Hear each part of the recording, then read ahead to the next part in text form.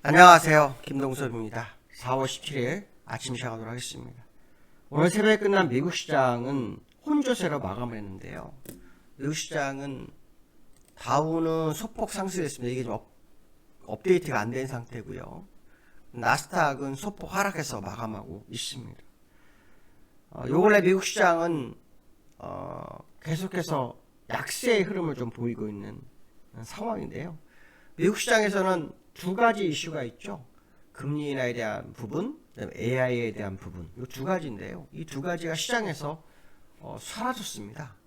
재료가 사라지고 호재의 재료는 없어지고 악재가 좀 시장에 대두되는 모습인데요. 금리 인하에 대한 기대감이 점점 없어지고 있습니다. 얼마 전에 발표된 지표들이 전부 강세였죠. 거의 대부분 울퉁불퉁한 모습도 있었지만 강세 쪽으로 지표가 흘러가면서 금리 인하 기대감이 멀어지는 그런 상황이었어요. 오늘 제롬 파월의 발언이 상당히 컸는데 요 근래에 연준의 의원들이 전부 다 어떤 얘기를 했냐면 금리 인하를 서두를 필요가 없다라는 발언과 11월에 한 번 정도 금리 인하 가능성, 그 다음에 더욱 매파는 금리 인상도 제시하는 그런 발언이 있었고, 시장에 있는 학자들, 뭐 레리 서머스 같은 사람도 금리 인상을 얘기했고, 제이미 다이먼 같은 사람도 금리가 8%까지도 갈 수 있다, 뭐 이런 식으로 해서 매파적 분위기를 조성한 상태였거든요. 그런데 제롬 파월이 워싱턴 DC 윌슨 센터에서요 열린 북미 경제 포럼에서 이런 얘기를 합니다. 최근 데이터는 우리에게 큰 확신을 주지 못했다라고 했고요. 확신을 얻는데 예상보다 더 오랜 시간이 걸릴 것 같다라고 얘기를 했습니다. 결국 금리 인하가 지연될 수 있다라는 부분을 시사하고 있는데요. 뭐 시장에서는 금리 인하가 되더라도 두 번 정도 얘기도 많이 나왔었어요. 제가 볼 때는 금리 인하 좀 많이 해야 되는데 연준은 항상 후행성, 사후 대응을 하는 경향이 있습니다. 왜냐하면 지표가 낮아졌을 때 대응하죠.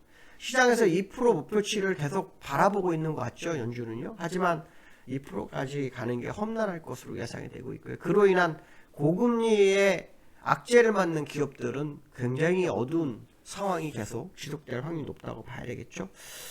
어쨌든 연준이 금리 인하에 대한 기대감을 많이 수그러뜨리고 후퇴시켜버림으로 인해서 시장이 하락 압력을 받고 있는 상황이다, 이런 해석을 해야 될 것 같고요.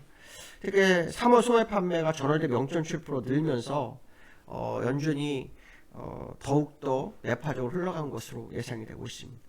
2년물 국채 금리가 5%로 급등하는 상황도 연출되는 모습이 있었다, 이런 해석을 해야 될 것 같은데요. 기술적 분석을 한번 보시면 이렇습니다. 기술적 분석을 보시면 일단 다우는 무너져서 내려왔죠. 지금 스트레이트로 계속 우하향 추세를 보이고 있는 모습인데, 이런 보통 이 정도에서는 약간 낙폭을 줄이면서 방향성을 제시하는 데도 있었거든요.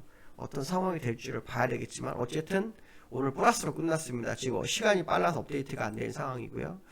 나스닥은 60일선을 오늘 회복하려다 끝났죠. 오늘 장중한 때 모습을 보시면 0.5% 상승했다가요 마이너스로 끝났어요. 그래서 60일선 회복하고자 하는 노력이 있었지만 실패하는 모습. 그래서 60일선 맞고 밀리는 그런 성향의 모습이 있었고요. 그 다음에 지금 시장에서 가장 중요한 것 중에 하나가 금값이죠. 금값. 금값이 굉장히 강합니다. 2,400불 정도까지 올랐었죠. 3일 전에 2,448불까지 갔었는데 어제 종가 2,410불에 마감합니다. 금값이 올라가는 것은 인플레이션에 대한 어떤 뭐 우려 뭐 이런 것도 있을 수 있겠지만, 사실은 중국에서 금을 많이 사고 있다고 하죠. 중국에서 금을 많이 사고 있습니다. 그래서 중국에서는 개인들도 중앙은행에도 인플레이션 이 금을 엄청 사고 있어서 그게 이 금값을 끌어올리고 있다, 뭐 이런 흐름이 있는 모습이고요. 두 번째로는 원달러가 1,400원을 어저께 장중에 터치를 했습니다. 여기에선 1,400원을 좀 더 올라갔었고요. 우리나라 본장에서는 1,400원을 터치했습니다.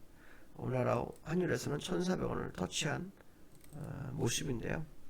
장중 1,400원을 터치했고 종가는 94원에 마감했고요. 여기에서도 거의 비슷한 흐름을 보이고 있습니다. 87원. 그러니까 어제 종가 1394원보다도 7원 정도 더 낮아진 거죠. 그러니까 1400원 대비로는 13원 정도 밀린 거죠. 환율 대응을 정부가 안 하고 있다고 하는데 어쨌든 환율이 굉장히 강합니다. 근데 월봉으로 보시면요, 이게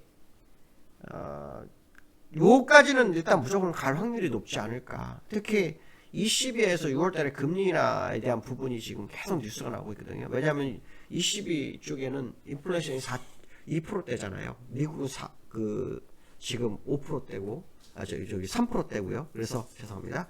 그래서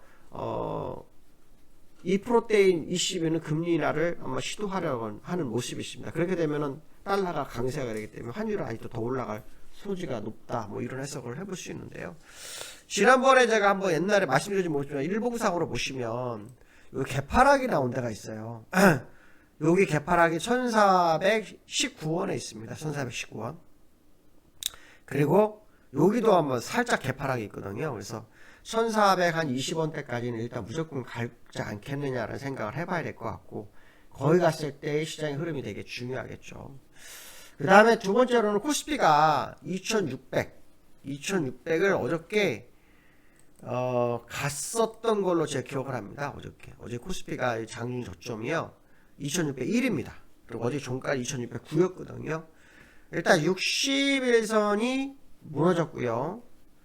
주봉으로도 20주선을 살짝 이탈하는 모습인데요.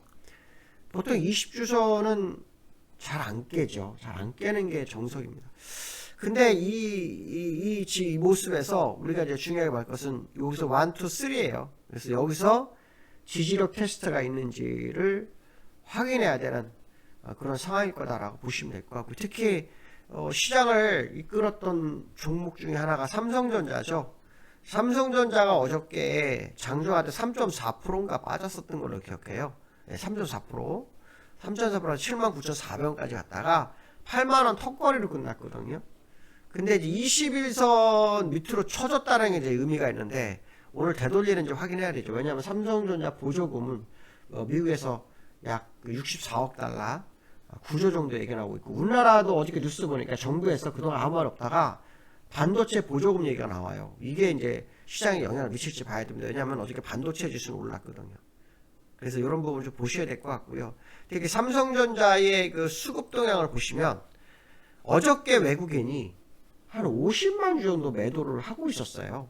매도를 하고 있었는데 막판에 매수로 전환을 합니다. 그래서 기간만 매도하고 외국인 매수하는 그런 흐름이었고요. 수급적인 동향에서 보시면은 지금 외국인 이틀 연속 매도는 삼성전자 샀다라는 거죠.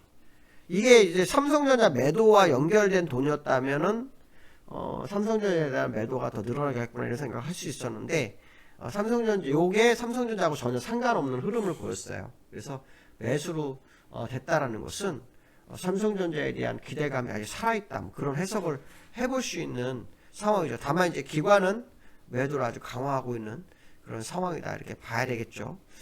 어저께 포지션을 조금 볼 필요성이 있는데요. 포지션을 보시면은 외국인은 항상 양매도고요. 기관은 양매수인데 하방 쪽에 약간 닫혀져 있는 흐름을 좀 보이고 있습니다. 그래서 어떤 흐름인지는 좀 더 지켜봐야 되겠지만, 일단 삼성전자가 외국인 매수로 인해서 시장을 방어적 모습이 나올 수도 있겠다라는 생각을 한번 해봐야 될 것 같습니다. 오늘 여기까지 하겠습니다. 감사합니다.